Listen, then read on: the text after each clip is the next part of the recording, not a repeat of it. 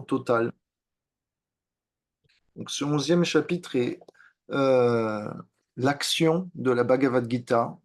C'est aussi le chapitre qu'on voit souvent avec une image de Krishna multipliée à l'infini. Il y a plusieurs visages de lui, etc.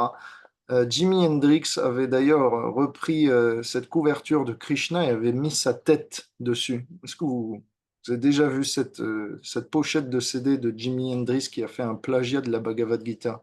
Ça vous dit quelque chose? Ouais, C'est ce plagiat de Jimi Hendrix de la forme universelle. Et je vais vous partager l'image pas de Jimi Hendrix, mais de la forme universelle. Srila Prabhupada, il a dit qu'il deviendrait un fantôme à cause de cette pochette. Ah, ah, ah, bah, dis donc, c'est sévère, hein. Ouais, oui, parce que Ouais. quelque part, c'est l'image de Dieu qui se multiplie à l'infini et Jimi Hendrix essaye de prendre sa place. Mais bon. Alors, permettez-moi de partager mon écran, s'il vous plaît. Soyez patient. Voilà. Est-ce que vous voyez cette magnifique photo qui est remplie de droits d'auteur? Voilà.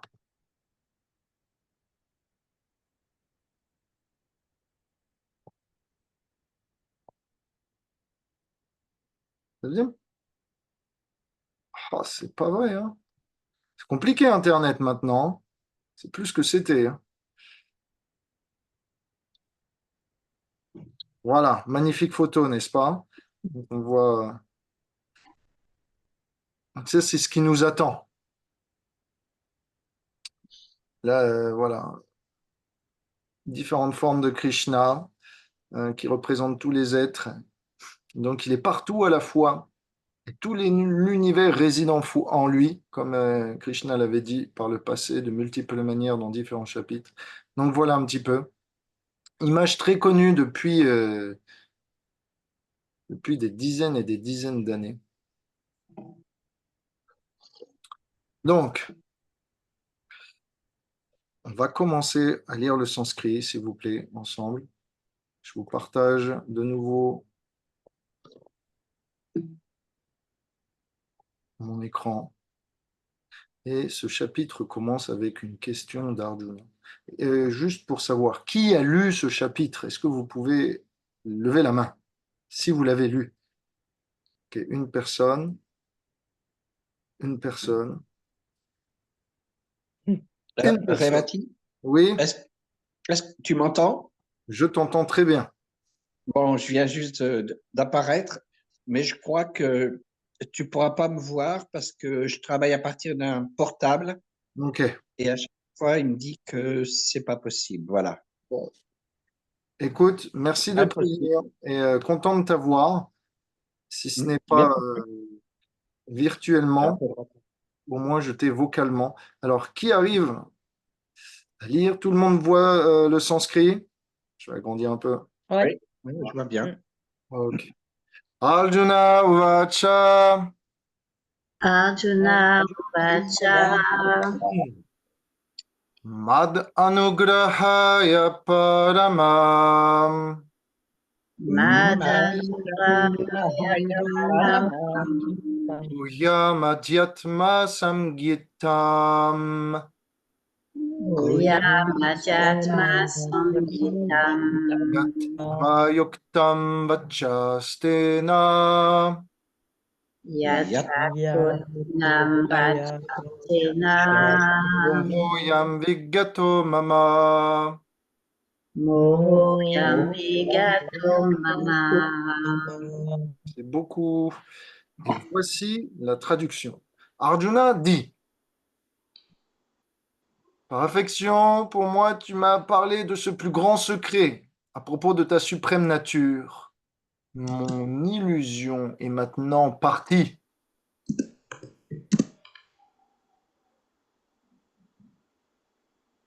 Prabhupada dit dans la teneur est portée, Krishna n'est plus vu comme un simple humain par Arjuna maintenant. Il l'a bien compris et le signifie. on va voir qu'au cours de ce chapitre, Arjuna, qui voilà, se considérait comme un ami, va considérer maintenant Krishna non plus comme eh bien, son ami fraternel, mais plus comme eh bien, sa déité, le maître de l'univers.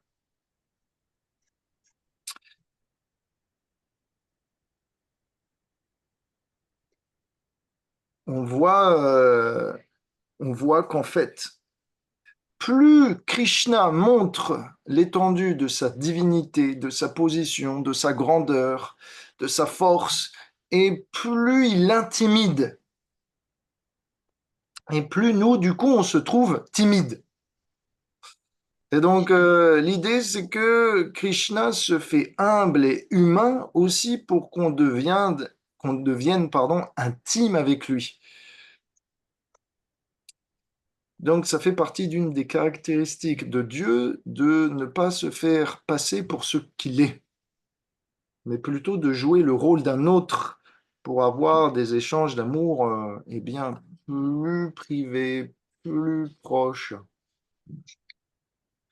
Euh, et ici, c'est Arjuna qui, eh bien, voyant cette puissance extraordinaire de Krishna, eh bien, va développer une attitude révérentielle avec lui.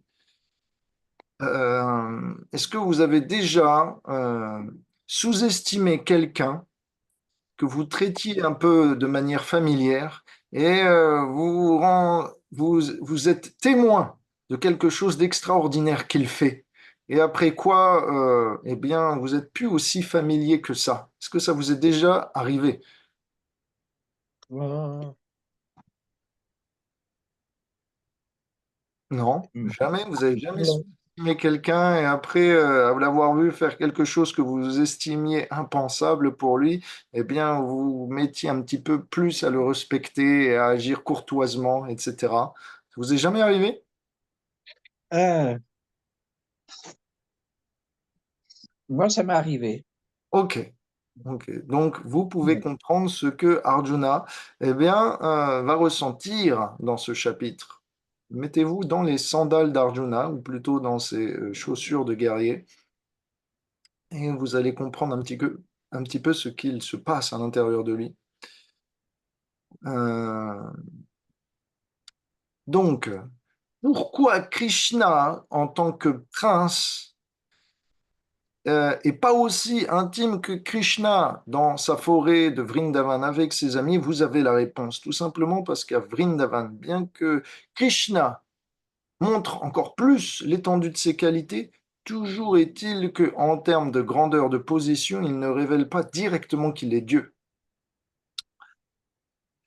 Mehrdvarka, comme il est roi, il est assis sur comme il est prince plutôt, comme il est assis sur un trône, comme il est adoré par tous les citoyens, comme il y a tout un protocole pour, eh bien, s'entretenir avec lui, forcément, il y a beaucoup plus, eh bien, de retenue dans la relation avec le Seigneur, ce qui n'est pas le cas quand il est ailleurs, dans sa forêt de Vrindavan. Donc, est-ce que vous avez un exemple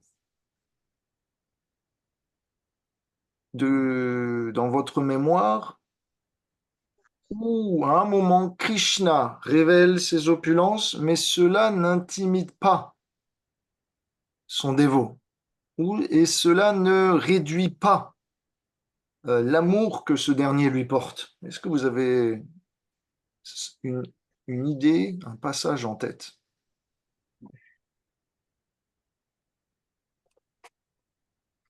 Krishna qui montre Ben, l'opulence et cela ne réduit pas l'affection que porte son dévot.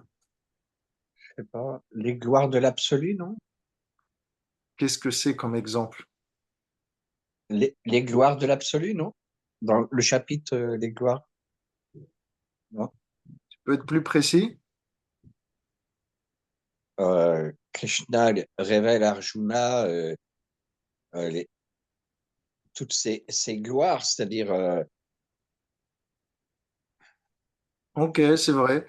Il y avait Krishna dit je suis la syllabe Om, etc. Et là, mais ici, on voit que après que Arjuna ait entendu, simplement le fait d'avoir entendu que Krishna est euh, le concentré, l'essence de toute merveille que l'on peut voir dans l'univers, cela suffit déjà à, eh bien, le mettre un petit peu en tension et euh, à lui faire sentir qu'il est nécessaire de développer du respect pour Krishna.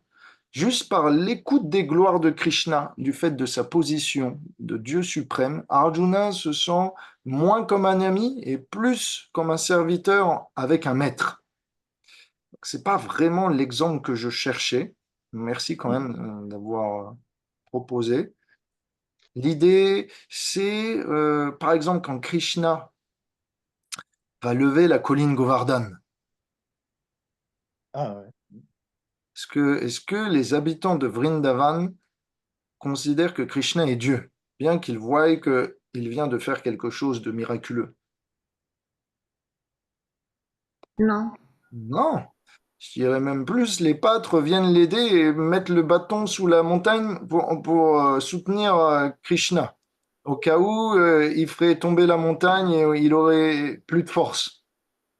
Donc c'est tout l'inverse d'Arjuna. Et Krishna montre sa force en soulevant la colline Govardhan, la montagne, et tous les habitants de Vrindavan viennent se protéger du déluge de Indra, qui fait pleuvoir une tempête, et les habitants de Vrindavan se disent, il faut qu'on aide Krishna. Il ne va pas pouvoir continuer à soulever la montagne comme cela. Donc, c'est une logique totalement différente. Donc, il y a des cas d'exception où même en voyant, même en entendant Krishna comme s'il était Dieu, ça n'affecte pas les sentiments des dévots parce que ces derniers sont trop ancrés en fait. Il y a aussi un événement. Quand Krishna a joué de la flûte à l'arbre Vamsivat à Vrindavan un soir pour les appeler, elles sont venues. Et Krishna leur a dit, veuillez repartir, voir vos maris. Et qu'ont répondu les gopis? Les gopis ont répondu, non, c'est toi l'âme suprême, c'est toi notre mari véritable. Donc le devoir de l'âme, c'est d'adorer Dieu. Donc il n'y a pas de devoir plus parfait que d'abandonner notre mari pour se joindre à toi. Dans ce cas-là, ça va même plus loin, parce que les gopis utilisent la position, rappellent que Krishna est Dieu pour pouvoir l'aimer encore plus.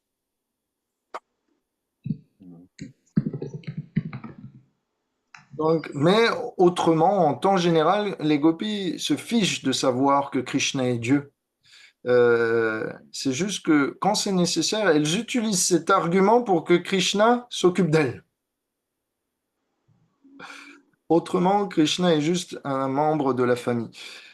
C'est pareil pour quand Krishna a soulevé la colline Govardhan, les pâtres se sont dit euh, Krishna est sûrement peut-être un demi-dieu, un être céleste, ou peut-être par nos prières, par nos mantras, par la force de nos actions pieuses, eh bien, il a reçu notre puissance.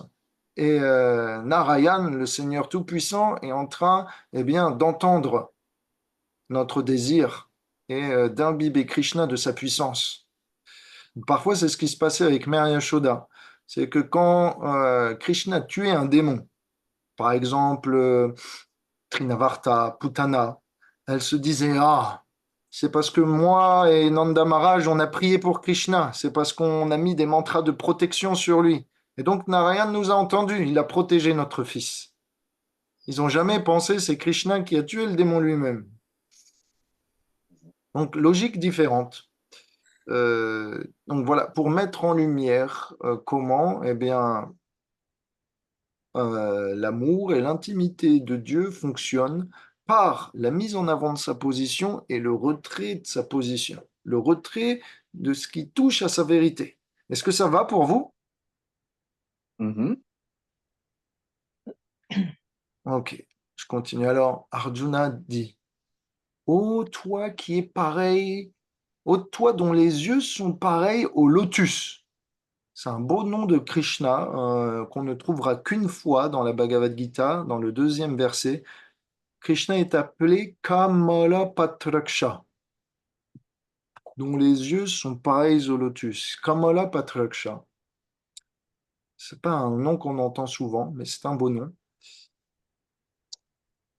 Il dit Arjuna, j'ai entendu en détail à propos de la création et de la destruction de tous les êtres de ta part. Et comment tu restes neutre malgré tout ça? Alors, Krishna regarde Arjuna avec un regard rempli d'amour.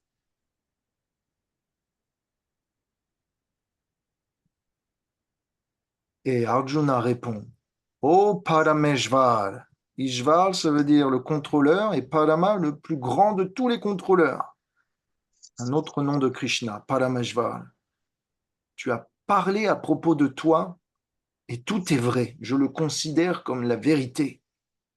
Ô Purushottam, la personne suprême, je désire voir cette puissance qui est la tienne, cette forme universelle dont tu m'as parlé. Rappelez-vous, la semaine dernière, vous m'avez fait mention de tout ce que Krishna pouvait représenter dans l'univers et dans notre réalité quotidienne. Et là, Arjuna, il demande que Krishna lui manifeste ça. Fais-moi voir. En gros, il demande la preuve et la réalisation. Pourquoi Arjuna fait-il ça? Est-ce que il manque de foi au point d'avoir besoin de voir pour croire? D'après vous, quelle est la raison d'Arjuna pour demander ça? Ah, ça c'est difficile. Ça c'est très, très difficile. Personne n'a encore vu sa forme universelle. Ok, pour révéler quelque chose que personne n'avait vu, révéler les gloires de Krishna. Pas mal du tout, c'est un bon point, j'aime ça. En fait, c'est la première fois que je l'entends. C'est très bien senti. C'est pas la raison principale.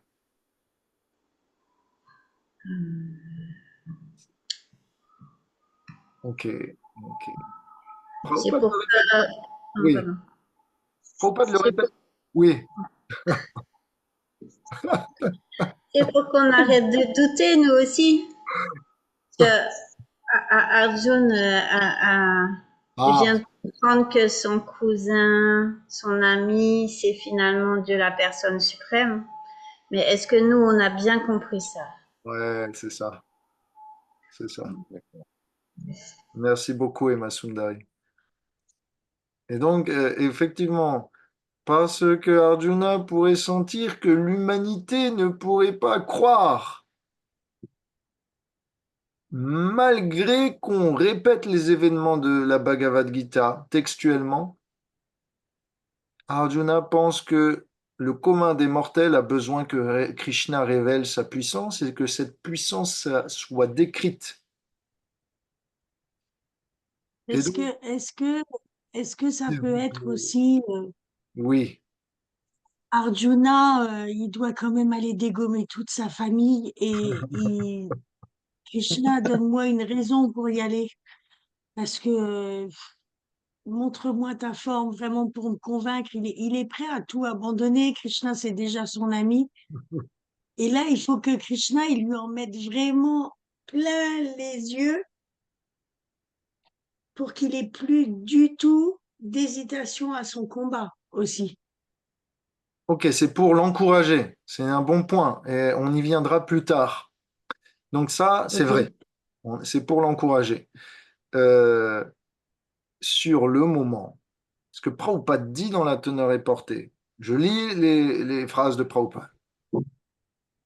Pour convaincre dans le futur que Krishna n'est pas une personne ordinaire, Arjuna va lui demander de révéler sa forme universelle. Arjuna veut, écoutez bien, établir un critère pour tous les imposteurs qui, dans le futur, voudraient se prétendre pour Dieu ou pour être une nouvelle incarnation descendue sur Terre ou un représentant de Krishna. Ouais, comme Kundraka. Pundraka, exactement. Et donc, les gens, Prabhupada dit, devraient être précautionneux devant ceux qui se proclament être Krishna. Ils devraient, si tel est le cas, leur demander de révéler leur forme universelle. S'ils le font, ok, on peut les accepter. Donc, comme il n'y a qu'une personne dans tout l'univers, comme il n'y a que Dieu qui peut révéler cette forme, eh bien, Arjuna, à travers son désir, va montrer ce qui définit la personne de Dieu comparée au reste des êtres vivants. Cette puissance est sans nulle autre comparaison et donc elle établit un critère de sélection. Donc, quiconque se propose Dieu, vous pouvez lui dire, ok, soit, si tu le dis, montre-moi alors. Donc, on ne peut pas accepter n'importe qui.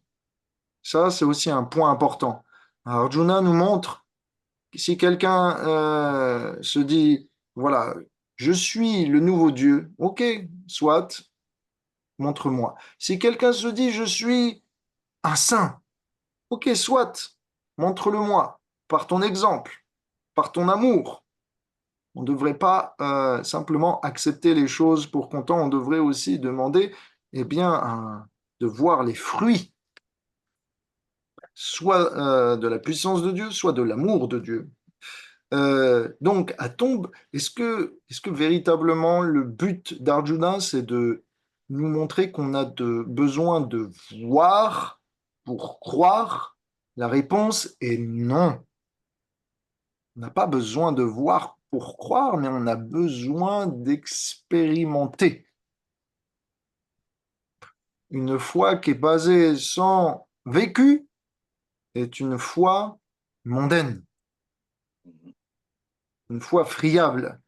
Une foi ferme est une foi qui est soutenue par des réalisations. Donc, par une expérience vécue lors de la pratique. Le plus on vit dans notre pratique, le plus on a de foi. Et le plus il y a de foi, le plus il y a d'expérience.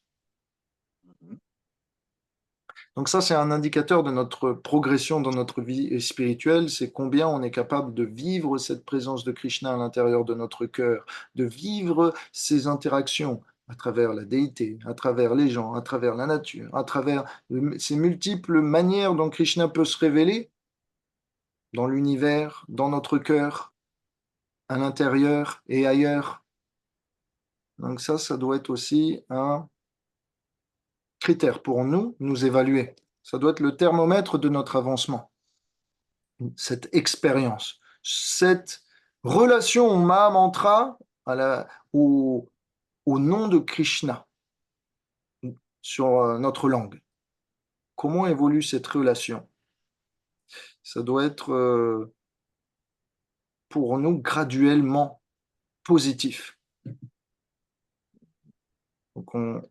Donc, une fois qu'on a fini ce chapitre de la Bhagavad Gita, on se jette sur notre japa pour voir le nom de Krishna se manifester en nous. Euh,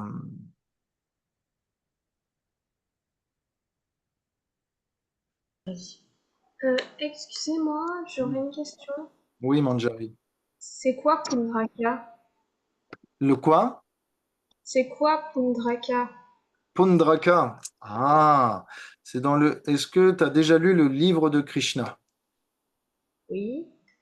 Est-ce que tu te rappelles d'un roi qui se déguisait en Krishna avec des bras mécaniques et qui se présentait comme étant le seigneur de l'univers?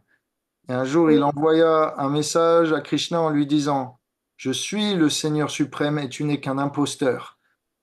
Je te propose donc euh, un défi. Si tu es capable de te tenir devant moi, viens donc te battre. Et puis Krishna lui a répondu en riant, tu vas perdre ta vie, tu n'es qu'un imposteur. Et puis finalement, ils se sont battus et Krishna en a fait qu'une bouchée.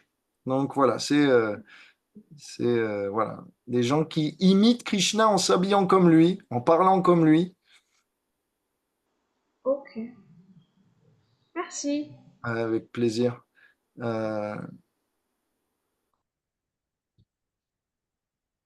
donc, quand il s'agit d'expérience, euh, on peut aussi demander au Seigneur quand on chante notre japa, quand on prie pour lui, quelle que soit la tradition dans laquelle on est, la prière est commune, et on a besoin aussi de voir notre Seigneur. On a besoin de voir Krishna se manifester dans notre vie.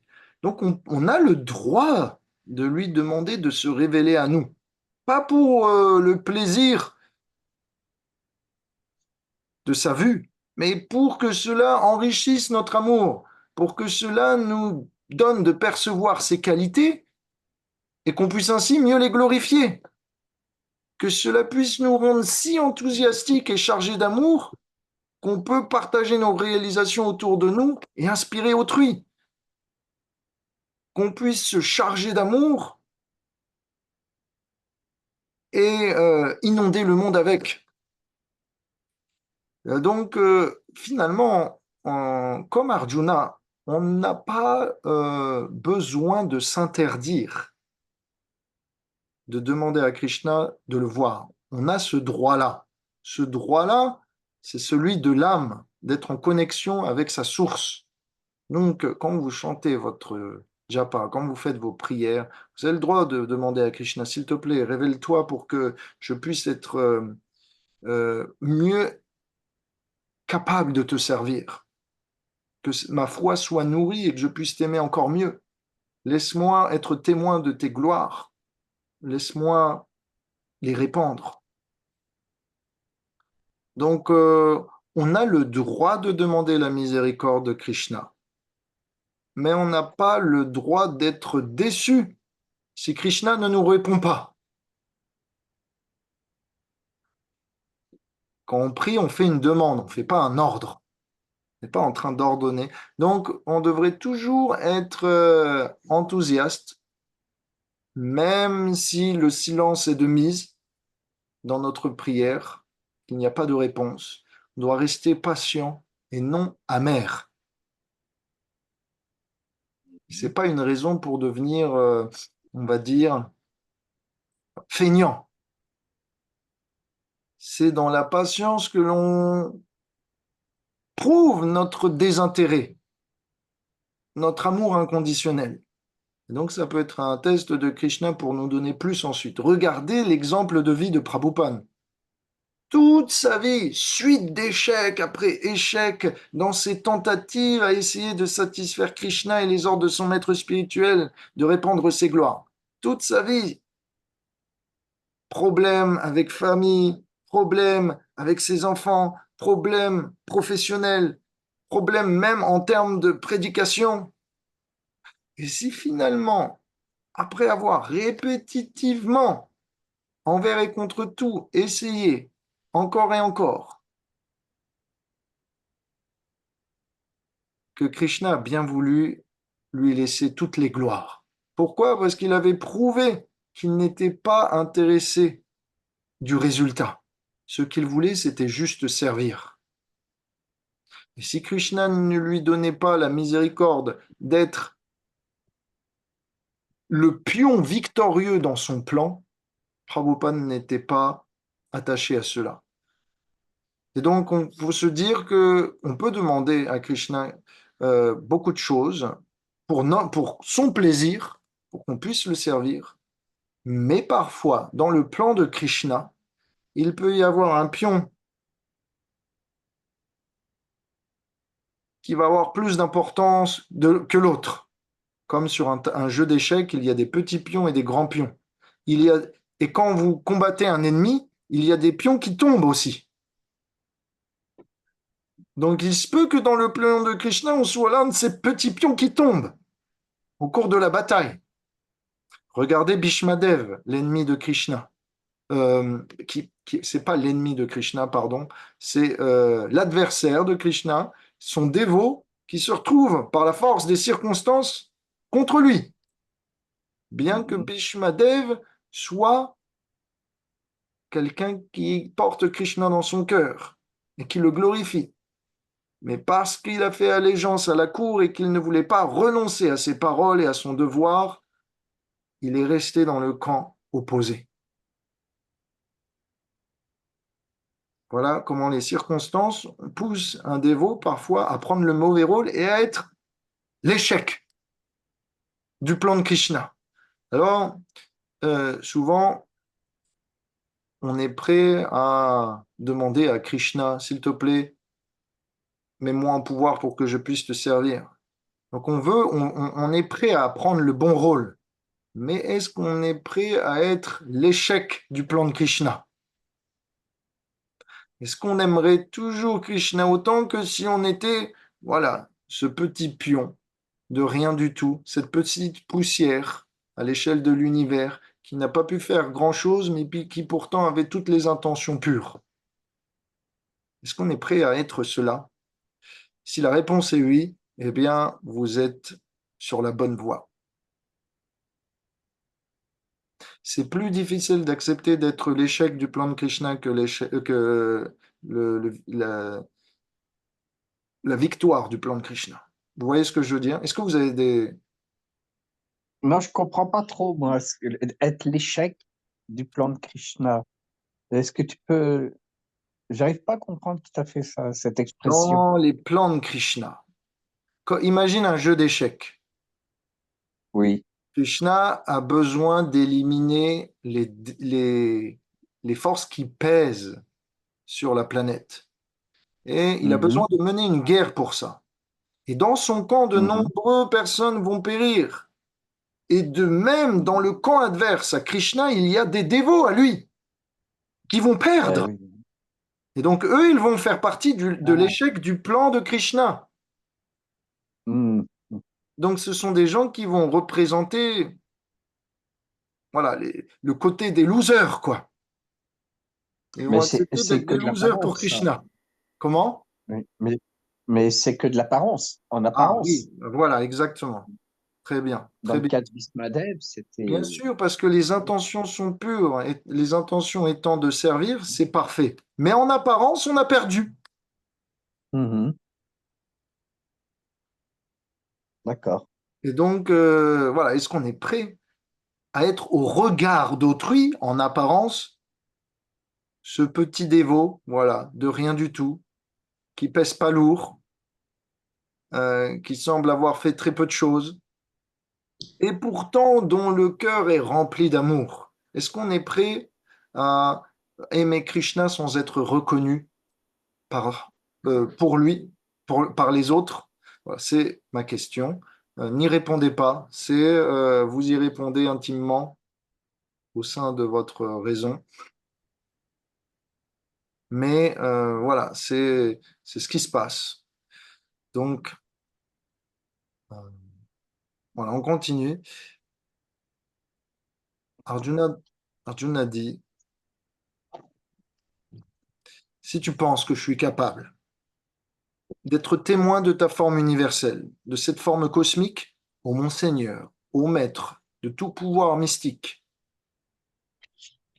je t'en prie, montre cette part illimitée de toi-même.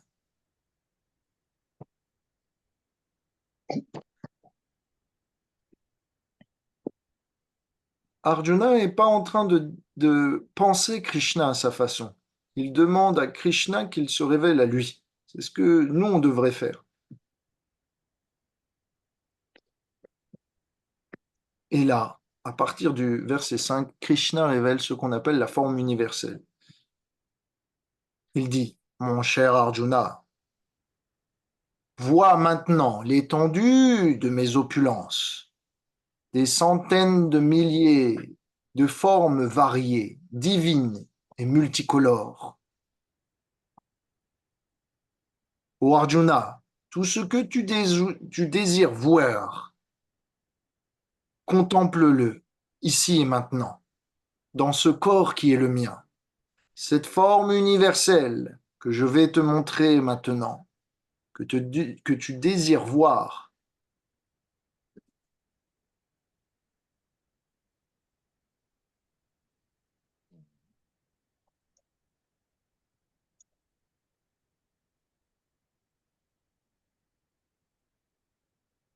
satisfera tous tes désirs dans le présent et dans le futur. Mon cher Arjuna, tu n'es pas capable de voir cette forme avec tes yeux présentement. Je vais donc te donner une vision particulière pour que tu puisses en être témoin. C'est un petit point particulier. Souvent, quand les gens nous disent j'ai besoin de voir pour croire, on a besoin de leur demander est-ce que tu as les yeux? Est-ce que tu as la vision? Rappelez-vous, dans le chapitre précédent, Krishna nous donnait comment, avec la vision de l'amour, on était capable de le percevoir tout autour dans notre quotidien. Et pourtant, il y a des gens qui ne peuvent pas voir la présence de Dieu à l'échelle universelle. Ils ne peuvent pas voir l'artiste, l'architecte, tous les détails que la, que- de comment la vie a été confectionnée, parce qu'ils n'ont pas la bonne vision. Et donc, plus on est chargé d'amour, plus la vision de cette dimension divine se révèle à nous. Maintenant, le problème, c'est que Arjuna est un dévot, l'ami intime de Dieu. Comment ça se fait que Krishna est en train de lui dire, tu n'as pas les yeux pour me voir? La réponse, c'est que Krishna a les yeux, Arjuna a les yeux chargés d'amour pour voir la forme de Krishna. Mais il n'a pas la vision subtile des êtres célestes tels que les demi-dieux. Il a juste des yeux humains, mortels, et des yeux chargés d'amour pour voir Krishna, des formes spirituelles. Mais la forme que Krishna va montrer n'est pas spirituelle. Elle est juste subtile. Elle est entre les dieux, entre les deux. Mhm. Et donc, en réalité, ce que Krishna dit, quand il va donner une vision à Arjuna, une vision céleste à Arjuna pour être témoin de ses faits, il abaisse la vision d'Arjuna. Non, non, ça y est, c'est fait, moi, j'ai mangé. C'est pas une vision plus élevée. C'est pas que la forme universelle est supérieure à Krishna. C'est le contraire, elle est inférieure. Et donc, Arjuna, puisqu'il a les yeux chargés d'amour, il ne peut voir que Krishna. Il n'est pas capable de voir quelque chose de dégradé, entre guillemets, comme la forme universelle, qui n'est juste qu'une manifestation des éléments les plus subtils qui composent notre univers. Donc Krishna va lui donner une vision particulière. Mais ce n'est pas une promotion. Voilà, c'est le point.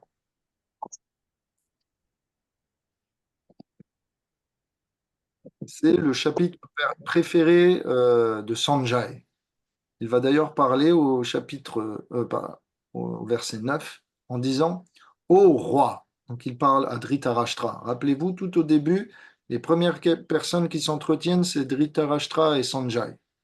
Donc Dhritarashtra, je rappelle, étant le père de Duryodhana, l'ennemi que doit combattre Arjuna, et Non, Sanjay, c'est vrai. son prêtre.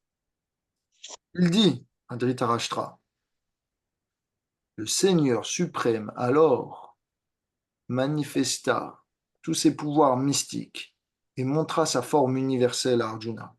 Donc Sanjay avait hérité de son maître spirituel cette vision capable de voir à distance.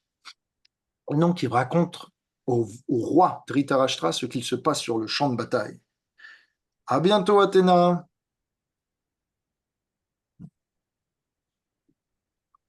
Alors, voilà, c'est décrit comme suit. On a des milliers de formes, de bouches, d'œils, de jambes. Et c'est brillant comme 1000 soleils. Ça s'étend partout. On n'est plus capable même d'en voir le début et la fin. Arjuna est comme submergé, abasourdi devant tant d'émotions. Il ne sait plus où regarder ni où se tenir. Ses poils se hérissent. Il offre ses obéissances avec les mains jointes et commence à prier. Mon cher Krishna, tu es bien le Seigneur de tous les dieux, demi-dieux et êtres vivants.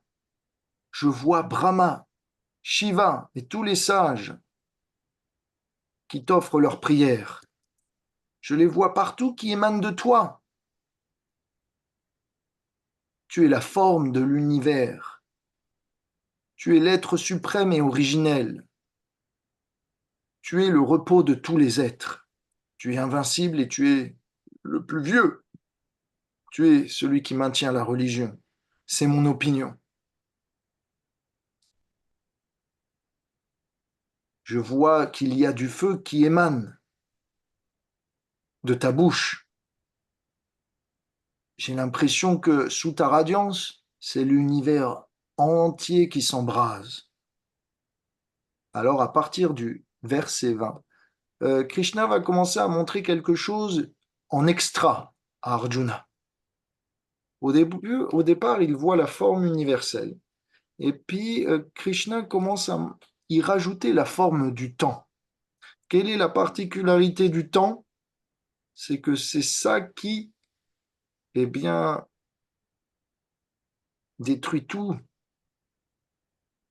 ce qui a pu être créé. Et donc, il va voir la face cachée de la beauté de cet univers. Donc, Krishna veut pas que Arjuna soit naïf. Krishna veut pas que Arjuna s'ébahisse des merveilles qui puissent composer ce monde. En réalité, si on doit les prendre dans leur ensemble, ces merveilles-là, eh bien, sont futiles. Pourquoi? Parce qu'elles sont temporaires. Elles sont toutes destinées à être poussière. Et voir, eh bien, la mort dans la vie dans la mort, c'est voir les choses dans une perspective concrète. Et donc, Krishna ne veut pas mentir à Arjuna. Il va lui faire voir la forme universelle et même ce qu'il n'avait pas attendu, c'est-à-dire son côté sombre. Un spiritualiste, s'il veut avancer, il doit aussi prendre les choses dans leur ensemble.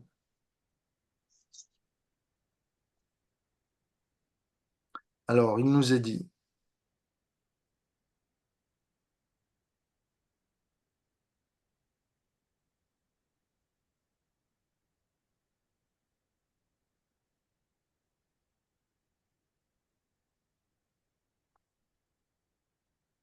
que tous les êtres dans le ciel commencent aussi à assister à ce spectacle, que tous sont, eh bien, ébahis et commencent aussi à être troublés, confus devant une telle effusion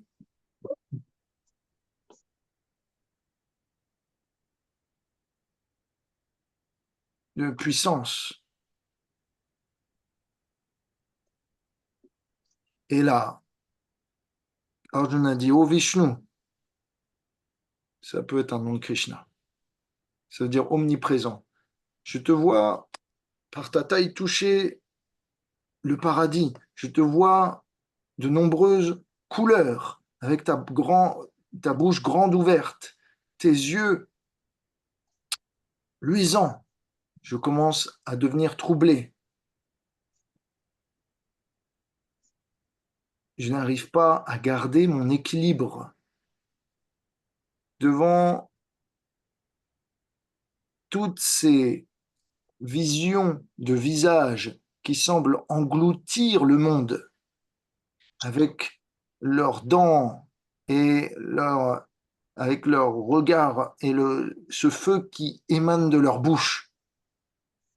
T'en prie.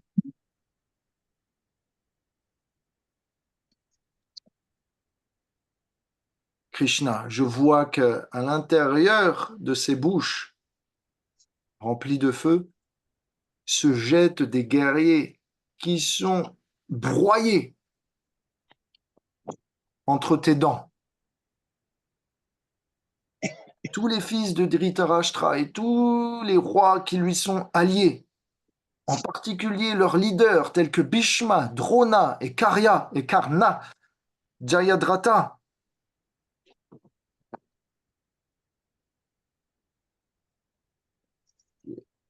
Là, je fais une petite pause. Là, Arjuna est en train de voir le futur. Il ne le sait pas encore qu'il est en train de voir le futur, mais Krishna va le lui dire. Il voit en fait la forme du temps. Et le temps avait déjà prévu d'engloutir l'armée adverse opposée à Arjuna. Et Krishna, non seulement lui montre qu'il va être victorieux, mais il lui montre aussi que tous les adversaires qui sont potentiellement dangereux pour lui, maintenant sont négligeables. En particulier Bhishma, qui avait reçu la bénédiction de pouvoir mourir seulement quand il le souhaite. Drona, dont l'expertise militaire dépassait même celle d'Arjuna, et dont les mantras qu'il connaissait étaient capables d'imbiber ses armes de combat d'une puissance pratiquement atomique. Karna, qui a toujours été le rival d'Arjuna, qui rivalisait avec lui en prouesse et qui avait obtenu des armes spéciales des dieux. C'était Jayadratha, qui avait obtenu aussi de Shiva de pouvoir défaire une fois pendant la bataille les Pandavas, excepté Arjuna. Tout cela étaient des guerriers que Arjuna,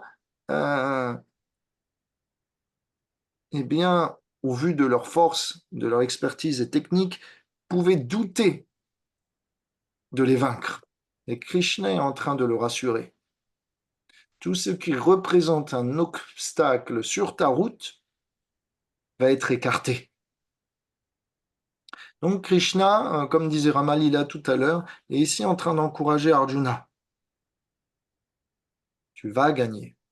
Krishna avait dit, tu vas voir tout ce que tu désires, y compris la victoire.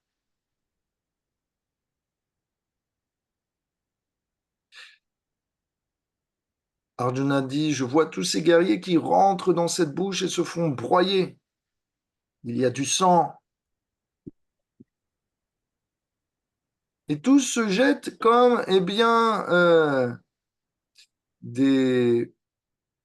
comment on appelle ça? Pas des papillons. Vous savez, c'est Phalènes. des sphinx. Comment on appelle ça?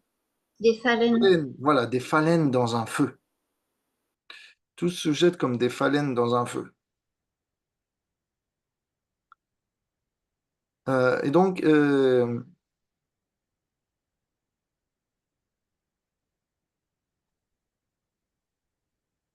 faut que je vous dise quelque chose.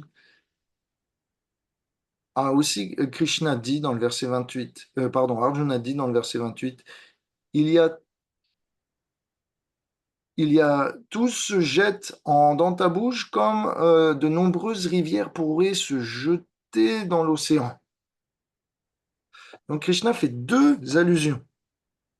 Les guerriers du camp adverse sont soit comme des rivières qui se jettent dans la bouche de Krishna, soit comme des phalènes qui se jettent dans le feu. Donc, il y a des morts circonstancielles et des morts volontaires.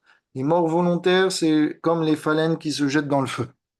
Et les morts circonstancielles, ce sont comme les gens, l'eau qui est poussée inéluctablement à se jeter dans l'océan. C'est sa fonction. De la même façon, sur le champ de bataille, il y a des gens qui sont poussés par le destin à perdre la vie, et il y en a d'autres qui veulent la perdre volontairement. Par exemple, Duryodhana, lui était destiné à mourir puisqu'il n'avait jamais voulu la paix. D'autres comme Bhishma, qui désiraient la paix mais n'ont pas pu l'obtenir, ont été poussés par les circonstances à périr. Donc tous ne sont pas les mêmes. Il ne faut pas mettre tout le monde dans le même sac. Donc,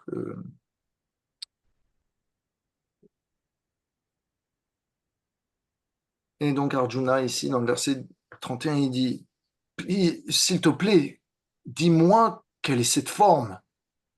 Je t'offre mes obéissances. Je t'en prie. Prends compassion. Toi, l'être premier. Je veux savoir qui tu es et quelle est ta mission.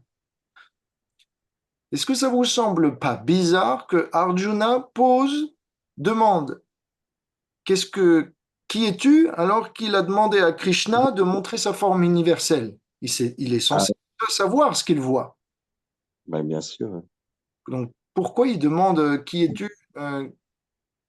Qu'est-ce que Il est, je crois qu'il est dérouté par cette vision, hein. exactement? L'idée, c'est que Krishna lui montre quelque chose que Arjuna n'attendait pas. Il lui donne quelque chose en plus, cette forme du temps que j'avais parlé. Ça, c'est en bonus. Donc, souvent, quand Krishna exauce nos désirs, il les exauce, mais pas forcément de la manière dont on attendait.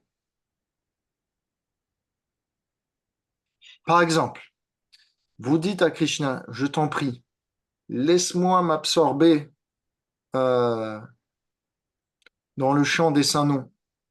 Laisse-moi m'absorber dans le champ des saints noms.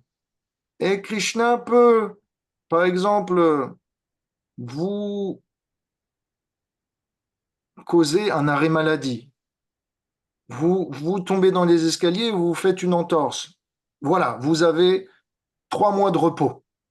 Vous ne pouvez plus aller travailler.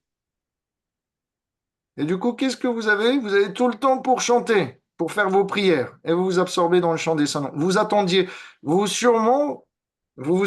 pas à recevoir ça de cette façon. Mais Krishna a satisfait vos désirs, juste vous ne l'aviez pas attendu de cette manière. Il y a eu un bonus. Parfois, le bonus, il est apparemment désirable, parfois il ne l'est pas. Est-ce que vous comprenez? Est-ce que je parle chinois ou est-ce qu'on parle la même langue? Mhm. Non, non, ça va. Donc voilà, Krishna nous donne ce dont on a besoin, mais pas sous la forme dont nécessairement on l'attend. Donc Krishna est en train de montrer l'issue du combat. Et pourquoi il fait ça? Pour stimuler sa dévotion, pour stimuler son abandon. Krishna fait toujours en sorte que il stimule notre avancement spirituel. Donc Arjuna maintenant est rassuré. Arjuna se défait naturellement en voyant que Krishna, sous cette forme du temps, a déjà décidé de l'issue du combat. Arjuna se défait du sentiment qu'il est le contrôleur. Mais se gagne le sentiment que Krishna est le suprême contrôleur, la cause de toutes les causes. Alors j'aimerais faire un exercice avec vous, si vous êtes d'accord. Je ne vous ai pas dit quel est l'exercice, mais est-ce que vous êtes d'accord? On peut toujours Oui. essayer, hein. Ok. Imaginez que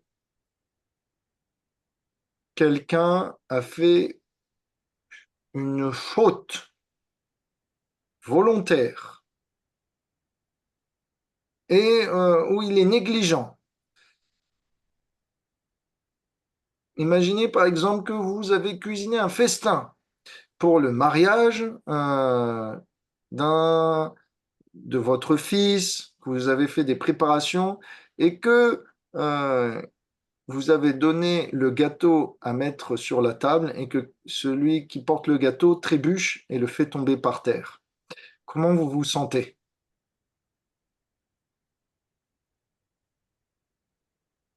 Ah, plutôt mal, hein, un peu en colère quand même. Vous êtes énervé, on est d'accord? Ah bah ouais. Déjà, On est d'accord. il a pas intérêt. Il n'a On est pas intérêt d'accord. à faire tomber. J'ai pris un exemple qui peut vous parler. Donc voilà, vous aviez une super surprise, un truc vraiment magnifique, vous l'avez préparé, vous, juste parce que vous n'êtes pas en contrôle de tout, bien que vous avez essayé de tout minutieusement préparer. Le gâteau vient de sortir du frigo, il est suffisamment en température ambiante pour avoir la bonne texture.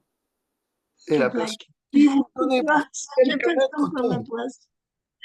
Elle tombe, le gâteau explose.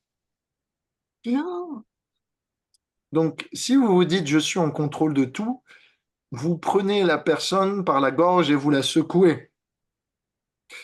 Ou vous partez, vous vous morfondre dans la remise et vous pleurez toutes les larmes du corps. Ou vous venez vous excuser euh, de tout votre long envers votre fils et la nouvelle mariée. Mais si Krishna est en contrôle, imaginez que vous vous souvenez de Krishna, que Krishna contrôle tout à ce moment-là.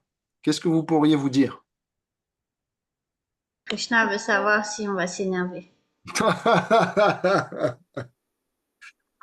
Et en plus, comme c'est un gâteau prachad, il y a peut-être un chien qui passe qui va en profiter. Ça, je m'y attendais. Donc, c'est pas pour moi, c'est pour les animaux du coin. Pour donner la miséricorde aux chiens qui vont goûter le gâteau et le sentir. C'est une belle réalisation. Donc, voilà comment on peut trouver une solution pour se reprendre quand on pense qu'on n'est pas en contrôle, mais que Krishna est en contrôle. Imaginez, votre boss arrive et il vous dit, voilà, euh, vous êtes muté. Vous êtes militaire, par exemple, et on vous mute. Ou vous êtes professeur et vous attendiez pas, mais voilà, vous êtes muté. Du jour au lendemain, vous devez déménager. Comment vous vous sentez?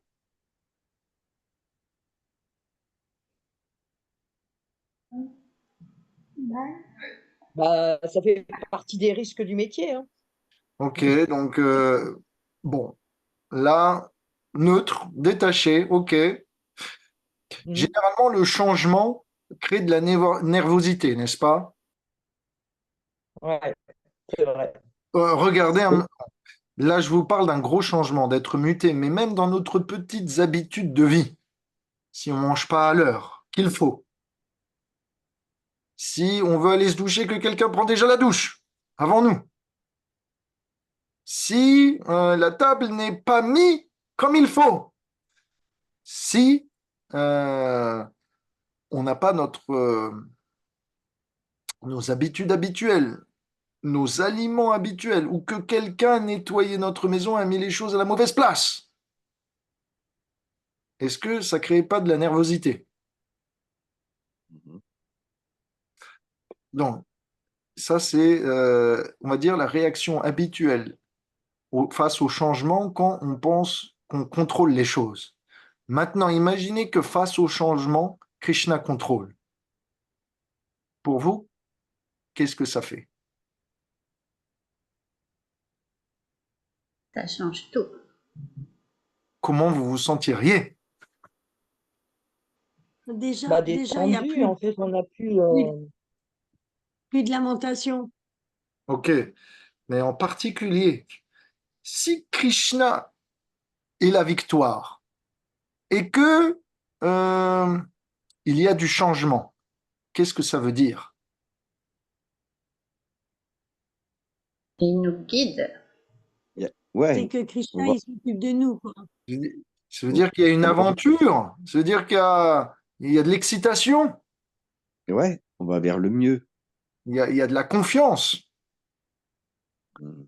plutôt que du stress et de la nervosité. Donc ça change tout, vous voyez, pour Arjuna, euh, sur le champ de bataille, de prendre conscience que Krishna est en contrôle et que même que c'est lui qui décide du sort de la bataille. De la même façon, face au challenge, parfois on a l'impression qu'on nous demande de faire des montagnes. Voilà, votre boss arrive et vous dit, OK, on a une suppression de poste, on va te demander de faire, de prendre sur tes épaules, eh bien, les, les activités de celui qui va partir. Donc vous vous retrouvez avec deux postes pour une personne. Super pression. Là, vous pouvez vous dire, ah, c'est pas possible, limité. Mais si Krishna est en contrôle, que vous êtes à la place d'Arjuna, que vous vous souvenez de Krishna comme lui, à ce moment-là, vous vous sentez mis en pouvoir. Pourquoi? Parce que si Krishna est en contrôle et qu'il vous met dans une situation difficile, il va vous donner le pouvoir de la surmonter. Ça, c'est cool.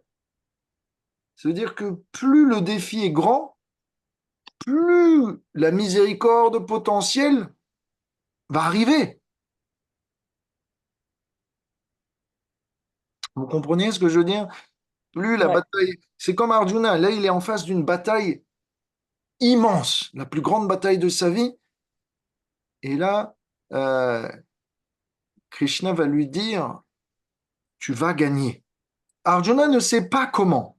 Maintenant, il est convaincu de la puissance de Krishna, mais il va gagner. De la même façon, quand on a des choses, des défis dans notre vie, on ne sait pas comment on va les surmonter, mais on va les surmonter avec Krishna. Donc, Ouais. c'est beau de voir ça. Donc, c'est juste que en face de l'adversité, celui qui a la foi se sent fort parce qu'il sait que derrière, s'il a des bonnes intentions, derrière, tout est garanti. Donc, c'est ce que vit Arjuna sur le champ de bataille. Euh, donc voilà, quelques considérations. Est-ce que ça va? Est-ce que Si, l'exercice vous a plu? et Ouais. s'il a des motivations mélangées? Ah ah, bien sûr. Voilà, madame, je ne garantis plus rien. Ah oui. Ah oui, oui, ah oui. Si on commence à mettre euh, trop de bicarbonate de soude, si on commence à changer la recette, est-ce que vous pouvez être sûr du goût? Vous pouvez pas être sûr, hein. Non. Non. Si vous mettez deux fois trop de bicarbonate de soude, il se peut que la recette fasse exploser les cookies ou les rende immangeables. Il se peut que ça ne sente pas. Donc vous prenez un risque de ne pas suivre la recette. Ou est-ce que Donc aujourd'hui, je ne sais pas ce qu'on a, mais on fait beaucoup d'allusions culinaires. Je suis en pleine cuisine, moi, ça me va. Alors voilà, peut-être que c'est pour cela. Donc Krishna dit, qui je suis? Il répond dans le verset 32, je suis le temps qui tout dévore. Je suis venu ici pour détruire le monde, à l'exception Wow. de vous les Pandavas. Tous les guerriers d'un côté et de l'autre seront anéantis. Wow. Est-ce que, est-ce que vous avez peur? Ben, il a dû avoir peur quand même, Arjuna, Je là. pense aussi, oui. Par conséquent, Arjuna, lève-toi, prépare-toi à combattre et gagne la gloire. Conquiert tes ennemis et jouis d'un royaume florissant. Tous sont déjà mis à mort par mes arrangements.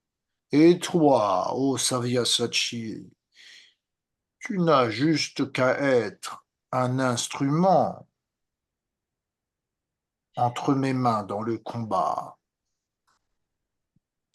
Donc le temps les a déjà tués, en particulier au moment, rappelez-vous, où les membres des Kourous, donc l'équipe de Duryodhana, avaient accepté de déshabiller Draupadi, cette sainte, la femme des Pandavas, comme une prostituée. Karna avait dit, cette femme a 5 maris, les Pandavas. Elle est comme une prostituée, mettez-la nue devant tout le monde. À ce moment-là, Krishna est intervenu, a fait en sorte que, bien qu'ils essayent d'enlever son sari soit long à l'infini et toujours préserve bien, sa nudité de la vue d'autrui. À ce moment-là, bien, cette offense n'a pu être pardonnée et a scellé le destin de Duryodhana et de tout ce qui était présent.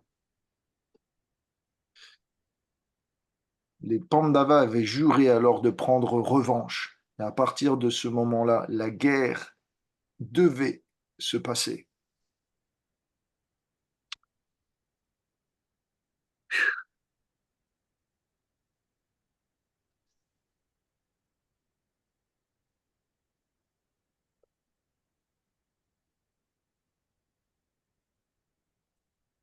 Drona, Bhishma, Jayadratha, Karna et tous les autres grands guerriers ont déjà été détruits par moi. Je t'en prie maintenant, tue-les, simplement combat et vains tes ennemis. Alors, vous voyez un petit peu comment est Krishna. Krishna est de telle sorte qu'il fait tout, il arrange tout, mais il cherche à donner la gloire à son serviteur. Il dit à Arjuna, c'est moi qui ai tout organisé, combat et prends les gloires. Est-ce que vous avez déjà eu un patron comme ça Bah non. dans votre vie? Si. Dans votre vie, un patron comme ça, il arrange tout. La scène, c'est lui qui vous enseigne. Vous faites, il vous demande juste de venir. Et une fois qu'il vient, une fois que vous venez, il vous présente et il dit, voilà, c'est lui qui a fait tout. Moi, je n'ai rien fait. Ça, c'est Krishna. C'est Si Krishna. moi j'ai un patron comme ça, Srila Prabhupada. C'est son maître spirituel, c'est pour ça. Alors, de cette manière, Krishna ne s'attribue aucun mérite. Tout ce qu'il recherche, c'est à faire les choses bien et à donner le mérite à autrui. De la même façon, quand on sert Krishna, quel est notre état d'esprit? Je n'ai rien accompli, c'est la grâce de Krishna, du maître spirituel, des dévots. Par moi-même, je ne suis rien. Et en réalité, c'est la vérité. Si on regarde, même matériellement, quand on vient de naître, un bébé par lui-même ne peut pas survivre. Il a besoin qu'on le prenne, qu'on lui donne la béquille, qu'on s'occupe de lui, qu'on le protège, qu'on l'habille. Si quelqu'un ne s'était pas occupé de nous à la naissance, on ne serait pas aujourd'hui ce qu'on est. Donc, par nous-mêmes, nous ne sommes rien, même matériellement. Que dire spirituellement? Donc finalement, tout ce qu'on est, on le doit, autant matériellement que spirituellement, à quelqu'un. Quand Krishna eh bien, demande à Arjuna juste de faire le bon choix. Krishna dit, voilà, vous pouvez avoir les gloires. Les gloires que je possède, je suis prêt à les partager. Faites simplement le bon choix. Donc ça, c'est la nature de Krishna. Il l'encourage, Arjuna, à combattre pour des raisons supérieures, celles du bien de l'humanité.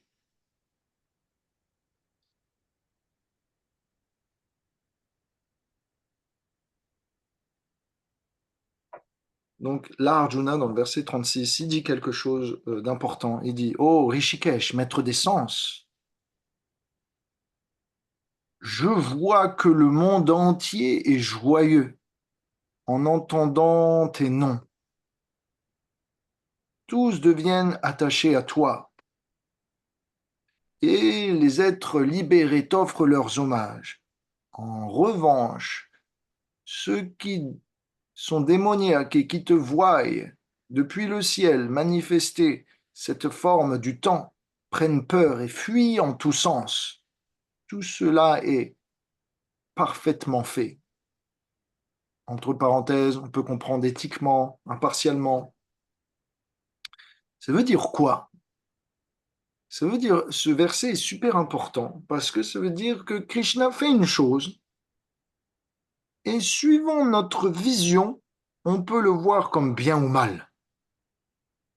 Krishna ici montre la forme du temps, le destin, la roue du destin.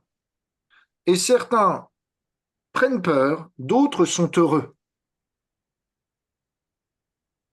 Il ne tient qu'à nous, avec la vision de Krishna dans notre vie, de transformer les choses qui pourraient faire peur en choses positives. Pour un spiritualiste, il n'y a nulle peur puisqu'il est un instrument entre les mains du plus puissant. Il n'y a qu'une peur, celle d'être séparé de Krishna et de ses serviteurs, de reculer dans cette course à l'amour de Dieu. C'est la seule peur qui nous habite. Donc la peur de commettre des offenses, la peur de mal se comporter, la peur de gêner Krishna, de lui déplaire. Voilà, c'est la seule peur qui habite le spiritualiste. Donc vous voyez, une chose, c'est que la mort fait peur au matérialiste, mais pour le spiritualiste, elle n'est pas un problème. Elle est même parfois peut être source de réjouissance puisqu'elle est un renouveau vers une suite plus plaisante. Un changement de service, une continuité.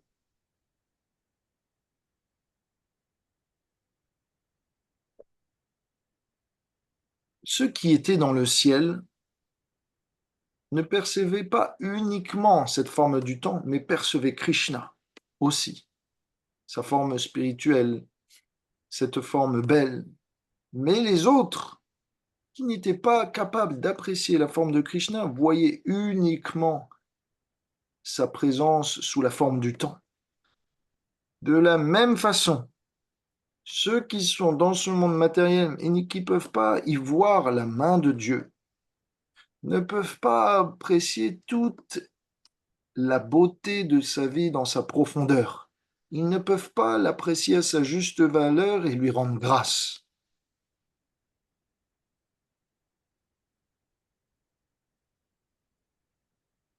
Mais ceux qui sont spiritualistes arrivent à voir l'harmonie et la beauté de toute chose et son union en Dieu. Donc, ils ne s'affligent pas de la façon dont est fait le monde. Chaque chose a sa raison d'être.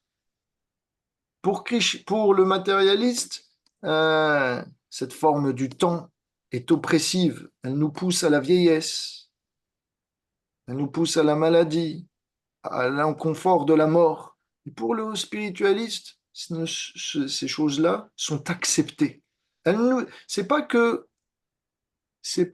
la religion ou la foi nous protège du cancer, nous protège du mal de dos, nous protège du Covid, mais ça nous permet de les tolérer, de les accepter, de les dépasser. En termes plus spirituels, de les transcender. C'est ce qui se passe dans le ciel. Il y a tous les dévas et les êtres célestes qui sont plutôt de nature perverse, qui sont contre Krishna, qui sont témoins de ces manifestations. Et certains prennent peur et d'autres non. Et donc, je vous propose, eh bien, de regarder dans votre vie. Essayez de vous remémorer une chose que vous auriez pu prendre positif, mais que vous avez choisi de prendre négativement et que vous regrettez maintenant. Est-ce que ça vous est déjà arrivé? Oui. Oui, oui, oui, oui. Donc, ici, cela illustre cette chose. Si on arrive à voir les choses en connexion avec Krishna, plus on voit les choses en connexion avec Krishna, moins on regrettera d'avoir fait nos choix. Pourquoi? Parce que nos choix auront toujours été pris avec considération pour autrui, pour le plaisir de Dieu. Donc l'intention étant parfaite, peu importe le résultat. Krishna est notre Oui, mais protecteur. du coup, est-ce que ça annule le sentiment de culpabilité? Non, au contraire. Au contraire, si on a fait quelque chose pour Krishna et que on a raté, eh bien, on se sent pas, on va dire, dépressif, parce qu'on sait que c'est le plan de Krishna. Mais si on a fait quelque chose, une erreur de manière volontaire, là, on se sent coupable. Mais parce qu'on se sent coupable et parce qu'on a ce sentiment de pardon en nous, dans le feu de la repentance, tous nos péchés disparaissent. Donc, ce n'est pas un problème. C'est important d'avoir, quand c'est nécessaire, quand on fait des fautes volontaires, de les reconnaître et d'avoir ce sentiment de culpabilité pour avancer. Mais si tu penses, ben, c'est Krishna qui a fait tous les arrangements, ultimement, même si je me suis trompée, c'est ses arrangements. Tu sais, il y a des gens qui pensent comme ça.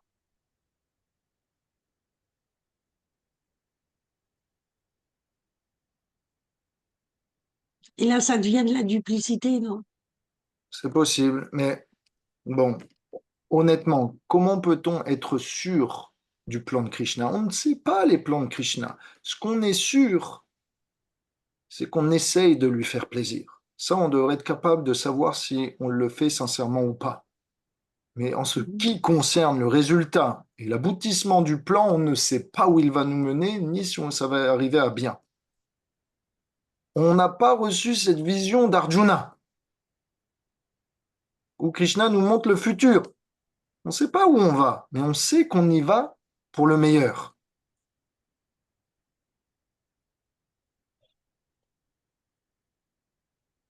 Donc,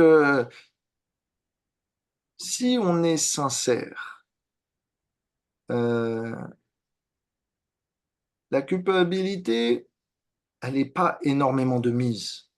Si par contre, on sent qu'il y a parfois des moments où on dévie, et il y a des moments où on dévie, puisque notre mental est sans cesse en train de partir à gauche, à droite, etc., il y a toujours un espace pour faire mieux. Il y a toujours un espace pour progresser dans la vie spirituelle. Donc, c'est là où on peut se sentir coupable. Mais c'est pas une dépression, c'est pas un sentiment qui nous abaisse. C'est un sentiment qui est sain, puisqu'il nous permet, eh bien, de vouloir nous corriger. Donc, il y a une autodétermination comme ça. Donc, voilà, je ne sais pas si j'ai bien répondu à ta question, mais voilà, en tout cas, c'est comment je peux t'aider. Donc, c'est pas que la pratique spirituelle va nécessairement faire disparaître tous nos problèmes, mais elle va nous apporter une immunité intérieure et des solutions. Libre à nous de les prendre. C'est ce que Krishna dit à Arjuna. Je t'ai apporté tout, maintenant tu as juste à faire ta part, à accepter de faire le bon choix. Et ici, dans ce verset, voilà, vous voyez, Krishna a scellé le destin. Certains l'apprécient, certains s'y opposent. Mais Arjuna dit quelque chose d'important. Il dit, tout est fait de manière juste. Quoi que fasse Krishna, qu'il cause la peur, la joie, le trouble, la confusion, la certitude, c'est pour le bien commun, le bien ultime de tous.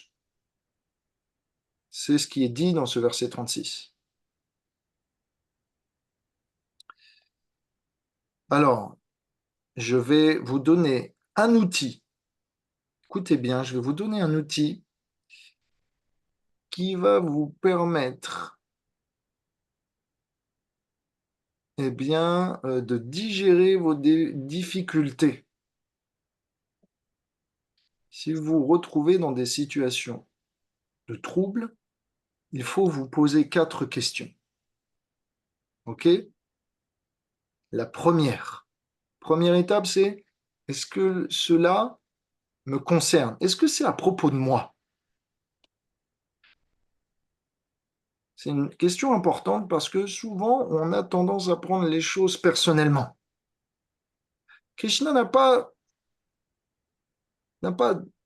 d'inimitié envers quiconque. Donc les choses qui nous arrivent sont pour notre bien. Et même si ça arrive pour notre bien à travers l'intermédiaire de quelqu'un, euh, on devrait être conscient que ces choses-là ne sont pas personnelles. Donc est-ce que c'est à propos de moi? Est-ce que euh,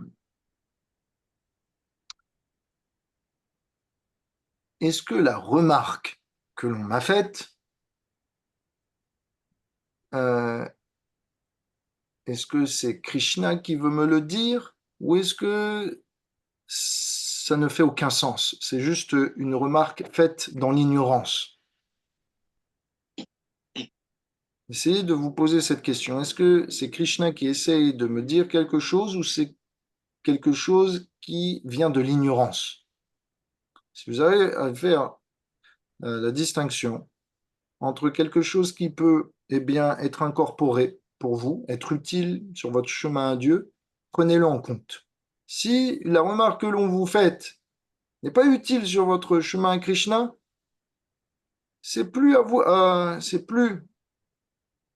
à prendre en compte. Il y a rien de personnel là-dedans.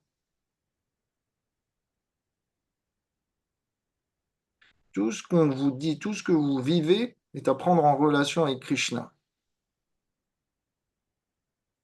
Et si c'est favorable, ça devient personnel. Si ça ne l'est pas, mettez-le de côté. Est-ce que vous comprenez le point? Mhm. Du coup, est-ce que tu peux défendre une cause, même qui ne te concerne pas? Si c'est favorable pour Krishna. Ok. Oui, bien sûr. Bien sûr. C'est Non, un mais bon. c'est ce qui me gêne, moi, c'est si, est-ce que ça me concerne? Si c'est Euh, favorable pour donc, Krishna. c'est toujours centré sur nous-mêmes, en fait. Donc, ça, c'est gênant comme Non. mode de réflexion. Est-ce que, je peux prendre cette équation dans ma vie de manière favorable pour Krishna? Si, par exemple, Ok. quel exemple je pourrais vous donner? J'essaie de prendre un exemple. Euh, Quelqu'un vous dit, euh, OK, aujourd'hui, aujourd'hui, je trouve que vous n'êtes pas heureuse. Ok. Est-ce que quelqu'un vous a déjà dit que vous faisiez la tronche? Ouais, Vous arrive des fois qu'on vous dise que vous faites la tronche? ouais. Ok. Bon, il y en a, ils sont toujours souriants, donc il n'y a pas de souci. Mais parfois, on a nos journées, même chez les gens souriants. Donc, vous faites la tronche. Donc,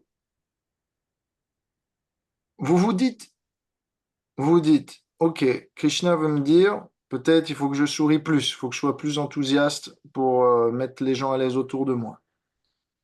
Soit vous étiez déjà en train de sourire et vous vous dites, mais ça n'a aucun sens. Je me sens heureux Oui, oui. intérieurement et j'ai pas l'impression de faire la tronche. Donc là, vous vous dites, bon, la remarque, apparemment, elle est un peu déplacée. Donc voilà, essayez d'analyser si c'est une remarque qui peut vous être utile ou pas. Première chose, posez-vous cette question. Est-ce que ça peut m'être utile? Est-ce que je peux le prendre personnellement ou pas? Personnellement, spirituellement. Le prenez pas personnellement, matériellement.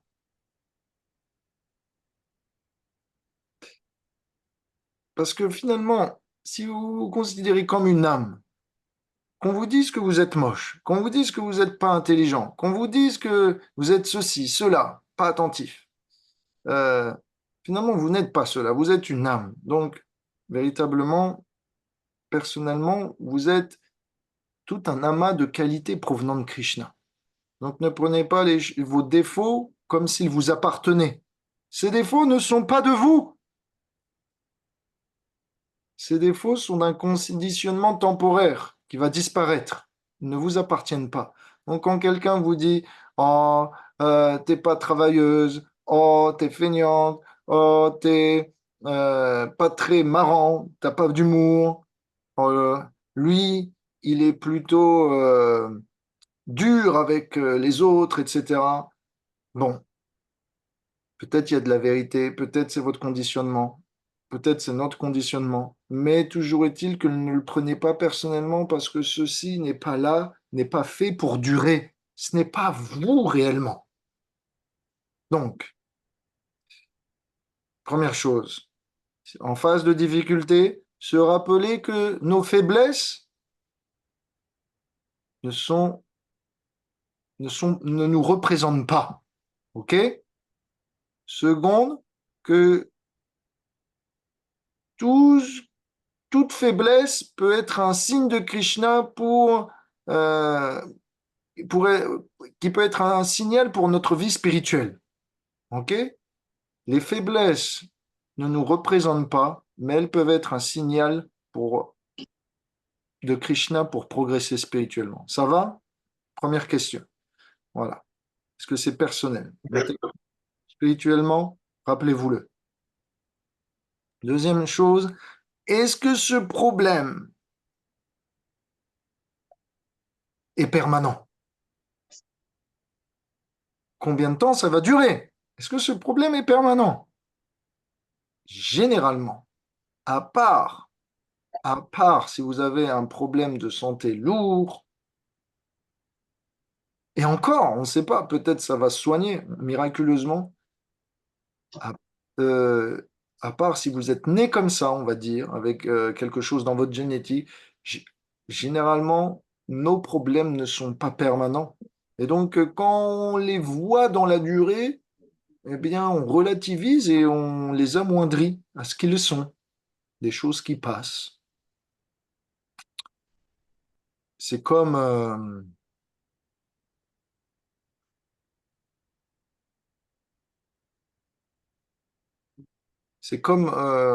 parfois, vous voyez, quelqu'un voit euh, un divorce. Quelqu'un vit un divorce.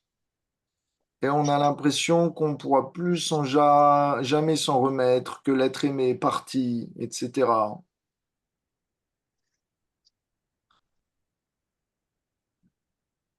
Mais est-ce que c'est, est-ce que le monde s'arrête. Est-ce que les sentiments vont continuer éternellement comme ça? Non, le temps fait passer les choses et après on continue, on oublie. Donc même les choses difficiles à vivre ne sont pas éternellement dans notre mémoire, ancrées dans nos sentiments. Donc finalement, ça va passer. Voilà. Donc voilà, si vous avez des enfants qui font des crises d'ado, ça va passer. Si, si vous avez eh bien, des problèmes de santé, ça va passer. Donc il n'y a pas énormément de soucis à vous faire. Euh, la troisième question, c'est est-ce que mes problèmes affectent une partie de ma vie? Est-ce que c'est partout? Partout dans toute ma vie? Par exemple, imaginez, euh, vous vouliez, euh, vous vouliez être un musicien pour Krishna. Mais malheureusement, vous n'avez pas le sens du rythme. Vous avez difficilement, vous n'arrivez pas à la voir. Est-ce que ce problème affecte toute votre vie? Est-ce que vous avez une alternative? La réponse est oui. Vous pouvez toujours engager d'autres talents. Comment ça Krishna se va passe? vous donner l'intelligence.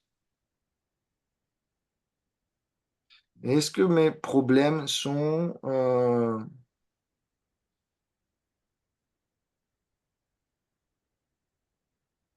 potentiellement positifs? Ça aussi, on va apprendre à voir la lumière sous, on va dire, pouvoir tourner un objet sous un différent angle. Donc voilà, quelques questions qui nous permettent, voilà, comme Arjuna, eh bien, de garder son sang-froid, même au milieu de la bataille.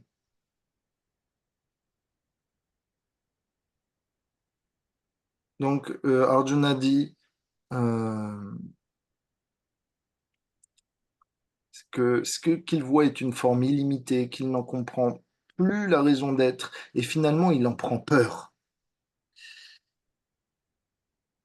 Et Arjuna se dit, devant cette diffusion de puissance, il dit, je te pensais mon ami, parfois je m'adressais à toi, ô Krishna, ô Yadav, ô cher ami, sans connaître tes gloires. S'il te plaît, pardonne-moi de ce que j'ai fait à cause de mon ignorance, de ma folie ou par amour. Je t'ai déshonoré bien des fois. Parfois, je me moquais même de toi, alors que nous étions là à nous prélasser dans le même lit, ou étions assis ensemble, ou mangions à la même table. Parfois, nous étions seuls et parfois, nous étions accompagnés. Oh, je t'en prie, Achyuta, toi qui es infaillible, excuse-moi pour toutes mes offenses. Là, Arjuna, en voyant cette effusion de puissance, il prend ce que Krishna considère comme eh bien, une relation d'amis, comme des offenses. Arjuna est en train de régresser et concevoir Krishna non plus comme un ami, mais comme un maître. Euh, vous voyez, normalement, quand on veut dire euh, en sanskrit, quand on s'adresse à quelqu'un de respectable, on met Shri. Dire, voilà, c'est une forme d'éloge. Donc, des fois, Arjuna disait même pas Shri Krishna, il disait juste Krishna. Donc, il enlevait même la particule ou les formes de courtoisie qui étaient dues à Krishna, qui était un prince quand même. Donc voilà, il s'embarrassait pas de tous ces protocoles. Parfois, Arjuna se moquait de Krishna. Pourquoi? Parce que c'est décrit que Arjuna est le fils du roi Pandu, de Indra, qui sont des guerriers très puissants. Mais Vasudev, le père de Krishna, faut savoir, hein, c'était un piètre guerrier. En réalité, Vasudev a refusé la couronne et l'a donnée à Ugrasen parce qu'il préférait les activités liées à la terre, à l'agriculture. C'était tellement un piètre guerrier que tout le monde savait qu'il n'avait pas les qualités pour prendre vraiment le trône. Alors il l'a délégué ça. Et donc Arjuna, des fois, il disait, tu sais, Krishna, je suis ton ami, pas parce que tu viens d'une dynastie de héros, alors que la mienne contient des héros plus grands, ni parce que ton père est un grand guerrier de renom. Je suis ton ami simplement par affection. Donc Arjuna, parfois, eh bien, mettait en valeur sa lignée, son parentage par rapport à celui de Krishna, et se moquait de lui de la sorte.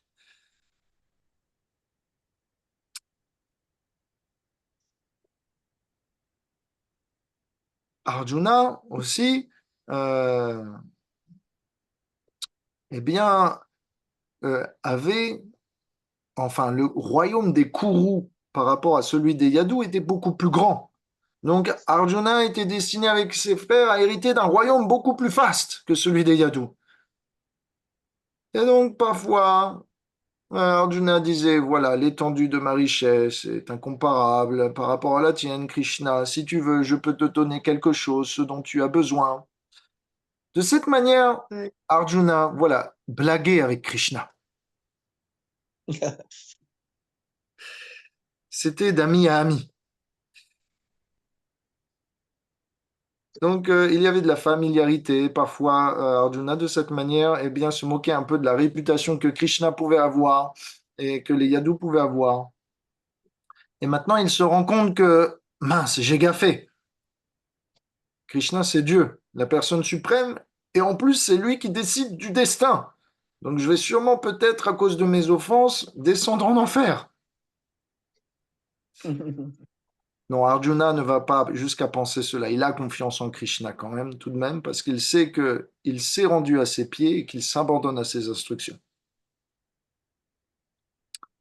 Et donc, Arjuna commence à prendre peur et il dit à Krishna, s'il te plaît, toute cette vision terrifique du temps qui passe et de la forme universelle me terrifie. Veuille la retirer de mon champ de vision, je t'en prie.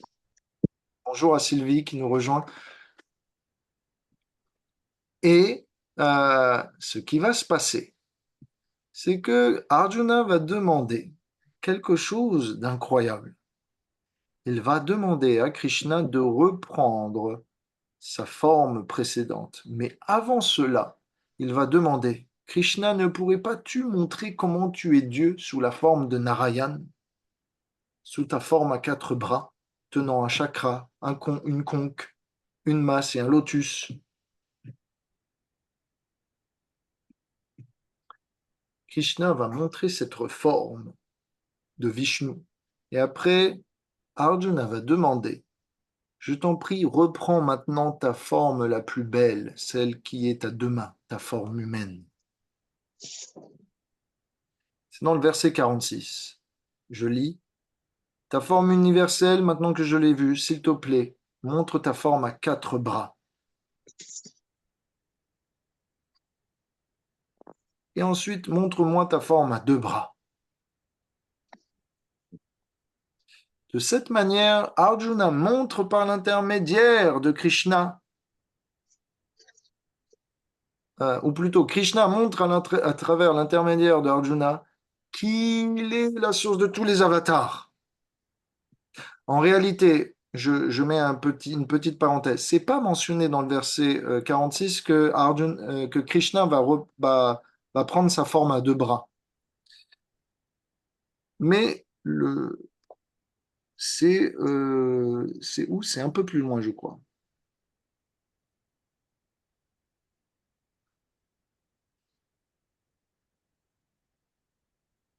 J'ai peut-être commis une petite erreur.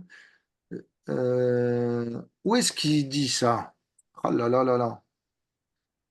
Voilà, c'est dans le verset 50 où Krishna va prendre sa forme à 2 bras. Donc voilà, verset 46, Krishna montre sa forme à 4 bras, verset 50, il montre sa forme à 2 bras. Et donc, pourquoi il montre sa forme à 4 bras? Pourquoi Arjuna lui demande ça? Bien que la forme de Krishna soit la plus belle possible, c'est toujours pour nous montrer que Krishna est la source de Vishnu et non pas l'inverse. Euh,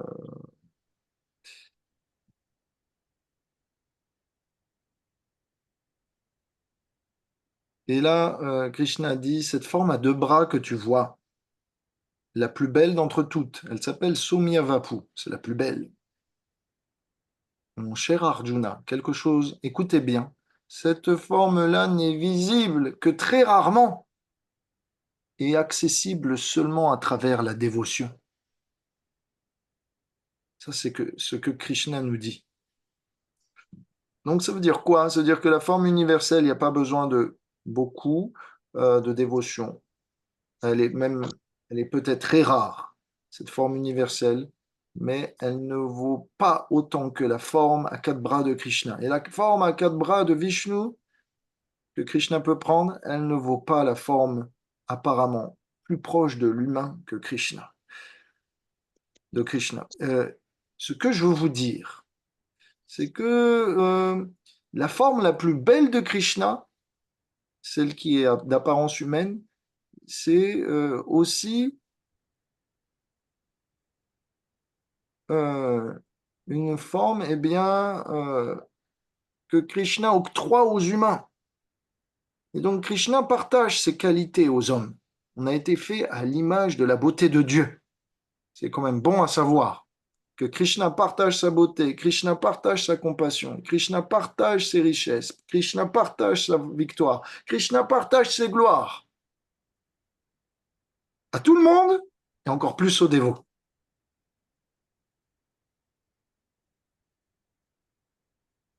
Cette forme universelle n'est pas spirituelle, mais cette forme à 4 bras et à 2 bras l'est totalement. Elle est éternelle. La forme universelle s'arrête quand l'univers est détruit, et la forme spirituelle continue éternellement au-delà.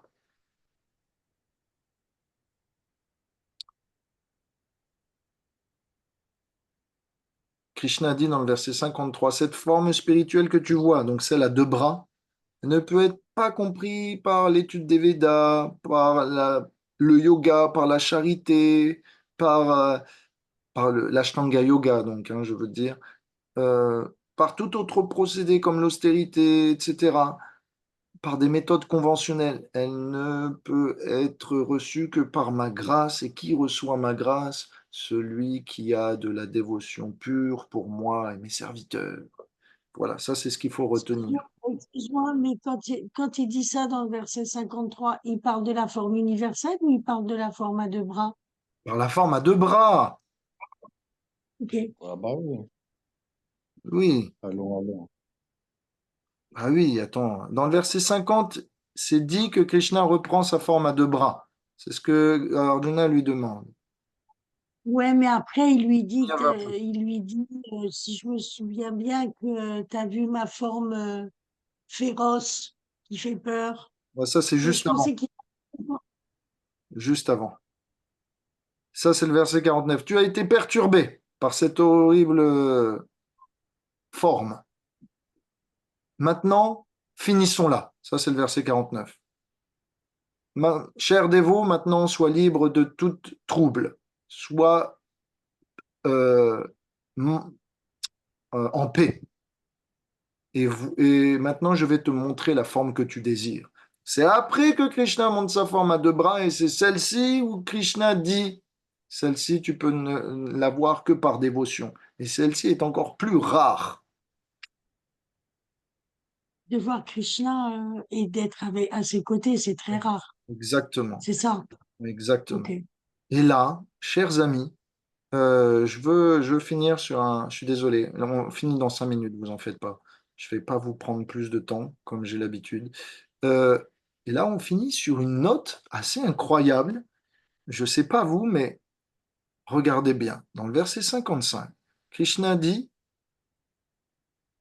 celui qui travaille pour moi, qui me considère comme le suprême, qui est dévoué à moi, qui est libre de tout attachement matériel, qui est dénué de haine envers tout être vivant peut m'atteindre. C'est marrant parce que pourquoi je veux vous attirer votre attention là-dessus, c'est que c'est le moment où tout le chapitre, Krishna a montré de la violence. Krishna insiste, Arjuna, combat, combat, combat. Et là, Krishna dit, la dernière de ses instructions, c'est n'aie aucune haine contre tout être vivant. Mhm. Est-ce qu'il est possible de combattre sans haine? Mhm. Pour une noble cause. Donc, Exactement. voilà. C'est ça, c'est ça. Et donc, vous voyez, Arjuna est vraiment la personne parfaite pour représenter le combattant qui n'est ni trop pacifiste comme Yudhishthir, son grand frère, qui, lui, voilà, quand la guerre est finie, s'apitoie, s'en remet pas, qui, quand il était sur le champ de bataille, avait toujours un peu trop de morale et voulait toujours fonctionner trop selon les codes védiques pour vraiment être un bon guerrier. D'un autre côté, vous avez ceux qui sont comme Bhishma, qui sont trop combatifs et qui sont prêts à même faire combattre Krishna. Arjuna, c'est le bon milieu. C'est celui qui combat pour satisfaire le Seigneur, qui n'est pas trop, qui est attaché à ce que cela soit fait avec des valeurs, mais qui est prêt à les ajuster si nécessaire pour gagner, pour que toujours soit remportée la victoire pour Krishna. Donc, il est possible de combattre pour une noble cause, une cause spirituelle. Et il est possible de faire cela sans haine. Donc, la Bhagavad Gita n'appelle pas au combat. Krishna n'appelle pas à la violence. Ce que Krishna fait, c'est qu'il appelle au combat de tout ce qui nuit à l'humanité et le manque de spiritualité, l'oubli de Dieu, la négation de son âme, la destruction de son identité, l'égoïsme. Ça nuit à l'humanité et Krishna est prêt à le détruire. Donc la Bhagavad Gita n'est pas un appel au djihad, encore une fois. Il faut ce que Krishna dit ici, il le répète, on doit être dénué de haine envers tout être vivant, mais le nécessaire doit être fait. Voilà, Prabhupada il dit, dans la teneur est portée en conclusion, il dit, il y a beaucoup de personnes qui ont risqué leur vie pour répandre la conscience de Dieu. Un exemple favori est celui du Seigneur Jésus-Christ. Jésus. Il a été crucifié par des athéistes dans sa tentative de prédication. De la même manière, en Inde, il y a eu des exemples similaires comme Haridas Thakur et Prahlad Maharaj. Et ici, on voit un exemple similaire de Arjuna qui est prêt à sacrifier sa vie pour le Seigneur. Donc, est-on prêt? Et c'est une, enfin, je vous mets en face du dilemme d'Arjuna. C'est une chose que d'être prêt à sacrifier sa vie. C'est une chose que d'être prêt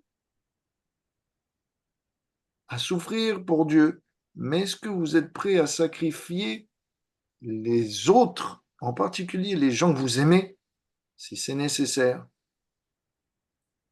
Si Mais Krishna vous qu'est-ce qui se demande. passe? C'est fou ça. Attends, Bon. Parce que Arjuna aime Bhishma, Arjuna aime Drona. Et pourtant, Krishna demande, s'il te plaît, prends les armes. Euh, Donc, aujourd'hui, on a vu en conclusion, eh bien, un enseignement visuel, une expérience de la dévotion, si on peut dire. On peut être enseigné par l'écoute, ça c'est l'intelligence la plus forte. Et pour ceux qui ne peuvent pas être directement comprendre, ils peuvent être enseignés visuellement. Comment? À travers la déité, par exemple.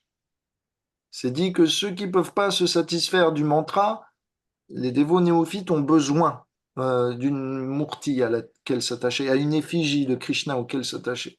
Et bien qu'ils aillent au temple et qu'ils Et s'attachent attends, à cette forme de Krishna. excuse-moi, je Oui, viens de lire il y a quelques jours, Srila Prabhupada, il avait demandé aux artistes d'illustrer toute la Bhagavad Gita pour les personnes qui ne pouvaient pas comprendre la philosophie, qui voulaient toute la Gita illustrée, avec chaque verset illustré, chaque verset.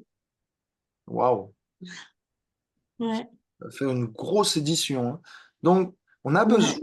on a besoin, nous qui sommes cartésiens, nous qui sommes dans cet âge, voilà, matérialiste, dans un environnement si délétère pour la conscience spirituelle, pour la paix du mental, etc.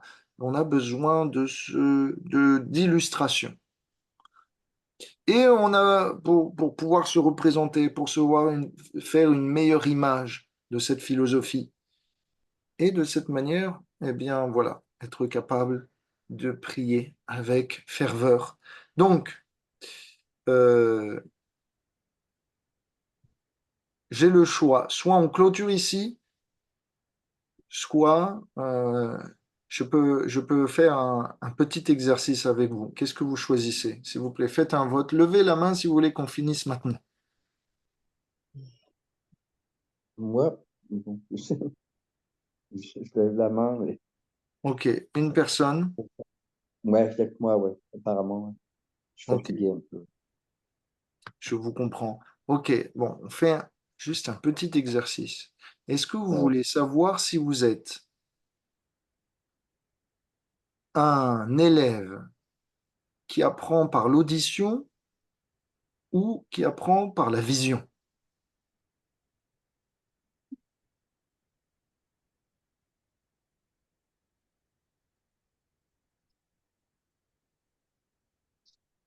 Allô, Alors, allô, allô, allô. alors, Ah comment vas-y, on au fait? revoir. Oui, on C'est veut quoi savoir. Ok. c'est quoi le test?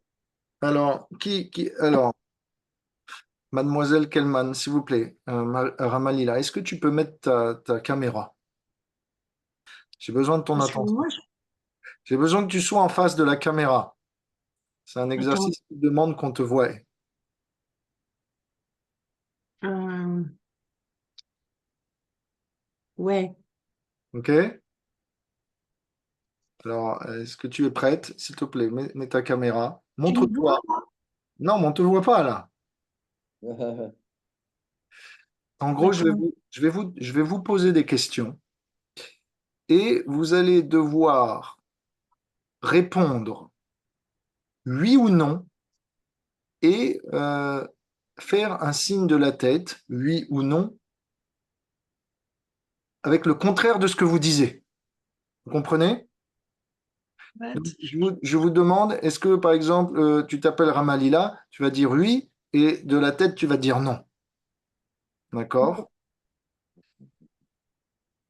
Et suivant, si tu as du mal à répondre correctement verbalement ou par le mouvement, tu sauras si tu es une personne capable d'apprendre mieux par l'audition ou par la vision. Ok. OK? Donc, euh, est-ce que tu es heureuse?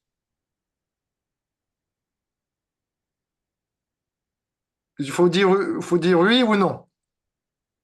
Pardon. Non, Il faut, ouais, faut hocher de la tête alors. En même temps, il faut dire non. non, OK. Euh, est-ce que tu t'appelles bien Ramalila? non, Non, il fallait dire oui là. mais non. Ah, tu me dis qu'il faut dire le contraire. Non, il faut dire la vérité et bouger la tête dans le sens inverse. Il faut dire la vérité. Ok, désolé, j'avais compris qu'il fallait dire le contraire.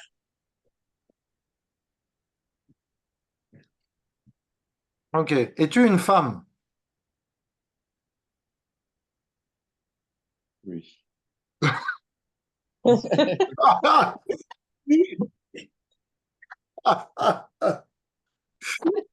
Ok, il faut être un peu plus rapide, hein, d'accord? Sinon, ça va pas marcher. On ne pourra pas savoir quel genre d'étudiant tu es. Il faut être un peu plus rapide.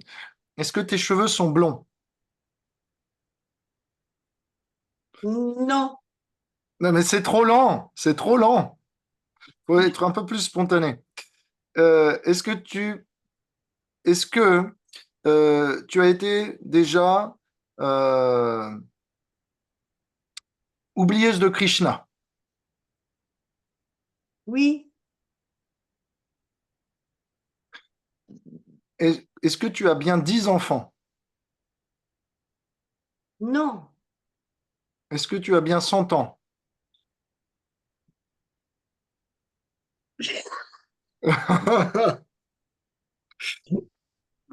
Bon, voilà, c'est un exercice.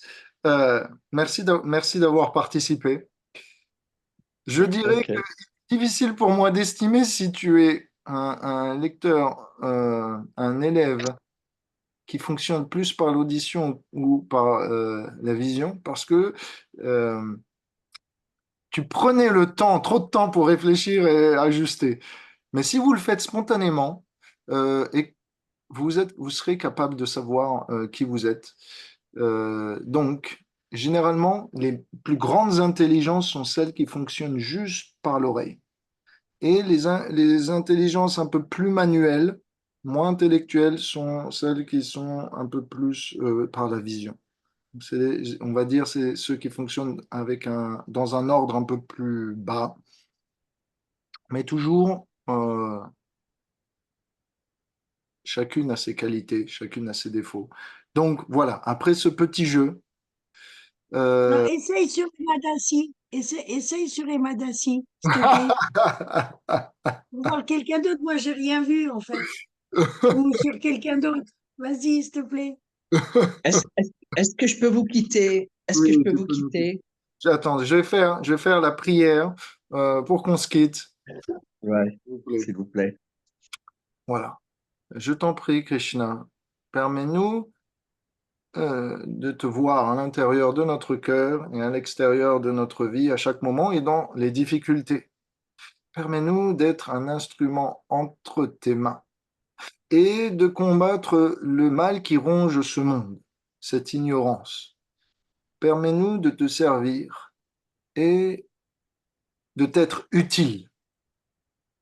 Inclus-nous dans tes plans et engage-nous dès à présent, quotidiennement. Puisses-tu à jamais nous faire réciter le chant de tes gloires et de tes saints. Si vous êtes d'accord avec cette prière, vous pouvez dire Hare Krishna. Hare Krishna.